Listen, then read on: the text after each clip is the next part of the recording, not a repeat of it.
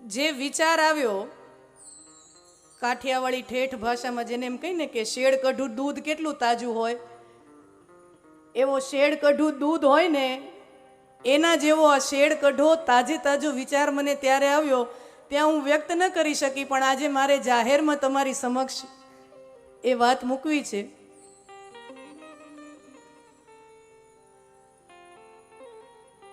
રાજા વિક્રમાદિત્ય થઈ ગયા અને એના ઉપરથી આપણે વિક્રમ સંવત ઉજવીએ છીએ. કેલેન્ડર આપણું વિક્રમ સંવત તરીકે ઓળખાય છે. તો એની 32 પૂતળીની એક કથા આવે છે. સિંહાસન, રાજા વિક્રમાદિત્ય સિંહાસન, 32 પૂતળીની કથાઓ મનોરંજનની કથાઓ છે, પણ એમાં બોધપાઠ બહુ સરસ મળે છે. મારે બહુ લાંબી વાત નથી કરવી, પણ આજે હું એ દ્રશ્ય મેં જોયું અને ત્યારે મને નાનપણમાં એ વાંચેલી મને કથા યાદ આવી, વાર્તા યાદ આવી.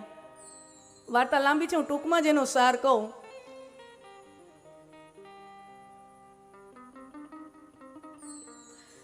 એકવાર રાજા વિક્રમાદિત્યને રાત્રે નિંદરમાં એક સપનું આવે છે અને ઈશ્વરના કોઈ દૂત હોય, ઈશ્વરના કોઈ પાર્ષદ હોય સપનામાં આવે છે અને એ એમ કહે છે કે તમારા રાજ્યમાં જે નિરંતર હરિભજન કરતું હોય ને એવો કોઈ તમારા રાજ્યમાં કોઈ વ્યક્તિ હોય તો એને ઈશ્વરનું રાજ્ય પ્રાપ્ત થાય. God of Kingdom of God એમના એને પ્રવેશ મળે, ઈશ્વરના રાજ્યમાં એમને પ્રવેશ મળે, એવી કથા છે. તો રાજાને રાત્રે સપનું આવ્યું, તો દિવસ થયો તો બધા વિદ્વાનોને પૂછ્યું કે આ સપનાનો મતલબ શું થાય, તો કે આ તો ઈશ્વરનો એક સંદેશો કહેવાય, આ તો ઈશ્વરે તમને સાક્ષાત કંઈક પ્રમાણભૂત સંદેશો આપ્યો છે, તમારે આવું વ્યક્તિ ગોતવું જોઈએ. એટલે પછી રાજાએ પોતાના માણસોને, સિપાહીઓને, પોતાના મંત્રીઓને બધાને હુકમ કર્યો કે આપણા રાજ્યમાં એવો કોઈ વ્યક્તિ હોય ને એ ગોતો કે જે નિરંતર હરિભજન કરતો, એવો કોઈ મહાપુરુષ હોય ગોતો જે નિરંતર હરિભજન કરતો હોય. ને રાજા વિક્રમાદિત્ય આપણે જાણીએ છીએ ખૂબ ધર્મનિષ્ઠ રાજા છે, નીતિમાન રાજા છે, પ્રજા સેવક, પ્રજાની સેવા જેના મનમાં રમતી હોય એવા કર્મનિષ્ઠ, સેવાનિષ્ઠ રાજા છે.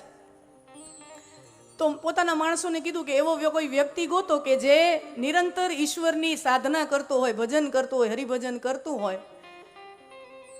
બહુ ગોત્યા અને પછી એક વિદ્વાન પુરુષ મંત્રીને હાથમાં લાગ્યા અને રાજાને કીધું કે આ એક આપણા રાજ્યમાં એક વિદ્વાન મહાપુરુષ છે, આખો દિવસ ભજન કરતા હોય, 24 કલાક નિરંતર, જ્યાં સુધી જાગતા હોય 24 કલાકમાંથી ત્યાં સુધી નિરંતર એના મુખ પર રામ રામ રામ રામ, એના હોઠ રામ રામ રામ રામ ઉપાંશુ જપ કરતા હોય. બાતમી મેળવી કે હા, આ વ્યક્તિ નિરંતર રામનું નામ લે છે.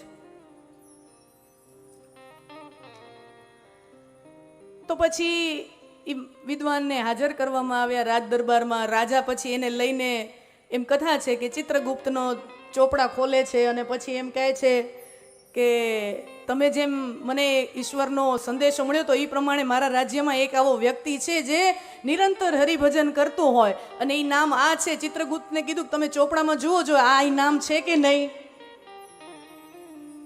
ચિત્રગુપ્તે ચોપડો આખો ફીંદી નાખ્યો, આખા પાના ફેલપી નાખ્યા, પણ એ વિદ્વાન વ્યક્તિનું નામ નથી, એ મહાપુરુષનું એમાં નામ નથી.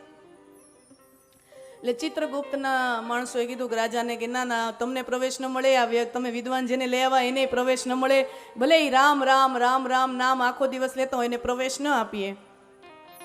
તો રાજા નિરાશ થઈને પાછા વળતા જ હોય છે, ત્યાં ચિત્રગુપ્તના ચોપડામાં નામ લખેલું હોય છે અને ચિત્રગુપ્તના જે માણસો હોય એ રાજાને કહે કે પણ રાજન, એક વાત તમને જણાવવાની રહી ગઈ, તમે જે સંતજનને, મહાપુરુષને લઈ આવ્યા હતા એનું નામ આની અંદર નથી, પણ તમારું નામ આની અંદર છે. તમારું નામ ઈશ્વરના ચોપડામાં લખાયેલું છે કે તમને ઈશ્વરનું રાજ્ય પ્રાપ્ત થાય, એમાં પ્રવેશ મળે, વૈકુંઠમાં તમને પ્રવેશ મળે. તો રાજા વિક્રમાદિત્ય કહે કે એવું તો મેં કંઈ કર્યું નથી, નથી હું માળા લઈને બેસતો, નથી મેં કોઈ રામ નામ કોઈ દી લીધું, મંદિરે ક્યારેક સમય મળે. હવે રાજાને નિરંતર આ બધું કરવાનો સમય ન હોય, રાજકાજના કામમાં હોય, હું તો એટલો નામ જપ આ બધું કંઈ કરતો નથી, તો મારું નામ કેમ છે?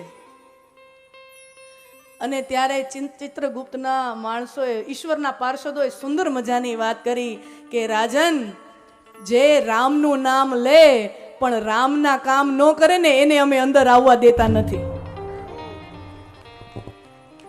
જે રામનું નામ લે પણ રામના કામ ન કરે, ભગવાનનું નામ લે પણ ભગવાનના કામ ન કરે, એને અમે ભગવાનના ઘરમાં આવવા દેતા નથી. અને એટલે જ બ્લડ બેંકમાં જઈને, ભવનમાં જઈને મને એક સુંદર મજાનો ભાવ આવ્યો કે એના દ્વારા આ કમિટી દ્વારા રામનું નામ અહીંયા લેવાઈ રહ્યું છે અને રામના કામ પણ અહીંયા થઈ રહ્યા છે. અહીંયા રામનું નામે લેવાઈ રહ્યું છે અને રામના કામ પણ થઈ રહ્યા છે. એનો મને સવિશેષ હર્ખ છે, એનો મને સવિશેષ આનંદ થયો, એટલે મારે એ વાત તમારી સામે આજે મૂકવી હતી.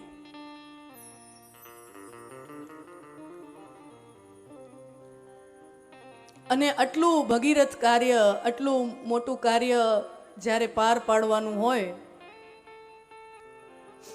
જ્યારે આવા આયોજનોની શરૂઆત કરીએ ને, એટલે પહેલા તો પ્રશ્ન એમ થાય કે કેટલા જોઈશે. બરાબર, સૌથી પહેલો પ્રશ્ન જ એ થાય ને કે કેટલા જોઈશે આ બધું પાર પાડવા માટે. પણ મારા વાલા સ્વજનો, ઠીક છે, એ તો જરૂરી છે, એના વગર આ માંડવા ન બંધાય, આ કાંઈ ન થાય. પણ આટલા મોટા ભગીરથ કાર્ય, આટલા મોટા ભગવત કાર્ય, સત્કર્મ થતા હોય ને, એમાં સૌથી પહેલી જરૂર હોય ને તો એ ધનશક્તિની નહીં, એ જરૂરી છે, પણ સૌથી પહેલી નહીં, સૌથી પહેલી જરૂરિયાત જો કોઈ હોય તો એ છે ઈશ્વરમાં શ્રદ્ધા, ભગવાનમાં શ્રદ્ધા, શ્રદ્ધાની શક્તિ, શ્રદ્ધાનું બળ. બીજું ધનશક્તિ. ઘણાય કે અમને ભાવ ઘણો છે, ભગવાન ઉપર ભાવ ઘણો છે, પણ અમારાથી આવું થઈ શકે એમ નથી. બરાબર છે, કારણ કે આટલું બધું આયોજન કરવું હોય તો એના માટેનું પણ એક સામર્થ્ય જોઈએ, ધનશક્તિનું સામર્થ્ય જોઈએ. તો બીજી જરૂરિયાત છે ધનશક્તિ. પણ ખાલી પૈસાથી પણ આટલા કામો થતા નથી. સાથે સાથે ભુજાશક્તિ પણ જોઈએ. કાર્યકર્તા, બધા વોલેન્ટિયર્સ, બધા જે સેવામાં જોડાયેલા છે, જેટલી પણ સમિતિ, રસોડા સમિતિ હોય, અહીંયા આ બધું વ્યવસ્થાપન સમિતિ હોય, આટલું જેટલું પણ આ જેટલી સમિતિઓ તમે બનાવી હશે, તો ભુજાશક્તિ જોઈએ, શ્રદ્ધા શક્તિ, ધન શક્તિ, ત્રીજું ભુજાશક્તિ, તમારા કાર્યકર્તાઓનું બળ, આ ત્રીજી વસ્તુ. ચોથું સમજ શક્તિ. નહીતર ઘણી વખત એવું દેખાય કે આયોજન ખૂબ વ્યવસ્થિત હોય, બધું હોય, પણ આયોજન કરવા પાછળ એના પાયામાં સમજ રહેલી ન હોય. એટલે ઘણી વખત એવા આયોજનોમાંથી આપણને રજોગુણની ગંધ આવવા માંડે. જ્યાં સમજ હાજર ન હોય, ભબકો ઘણો હોય, ઠાઠ ઘણો હોય, પણ પછી એમાંથી રજોગુણની ગંધ આવવા માંડે. તો સમજ, અને એમાંય પાંચમી શક્તિ ભેગી ભળે.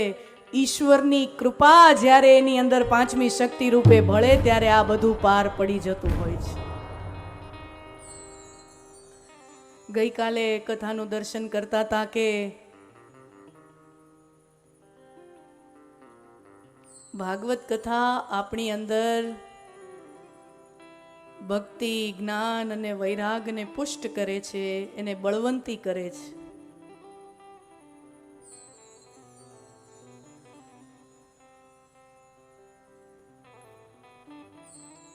આપણે કોઈ અજાણ્યા ગામમાં જવું હોય,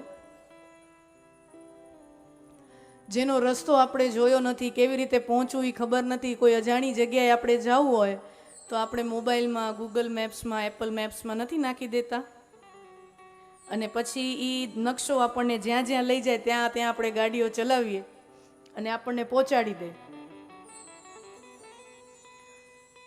ફોનમાં રહેલો એ ગૂગલ મેપનો નકશો, એમાં તમે જગ્યા નાખો કે મારે આ ગામમાં આ જગ્યાએ જવું છે, એટલે તમને આખો રસ્તો રૂટ બનાવીને તમને પહોંચાડી દે કે તમે આટલા વાગે અહીંયા પહોંચશો, આવી રીતે પહોંચશો. જો એક અજાણા સફરમાં, અજાણી યાત્રામાં હું ને તમે એક નકશાની મદદ વિના, કાં તો નકશાની મદદ લો, મેપની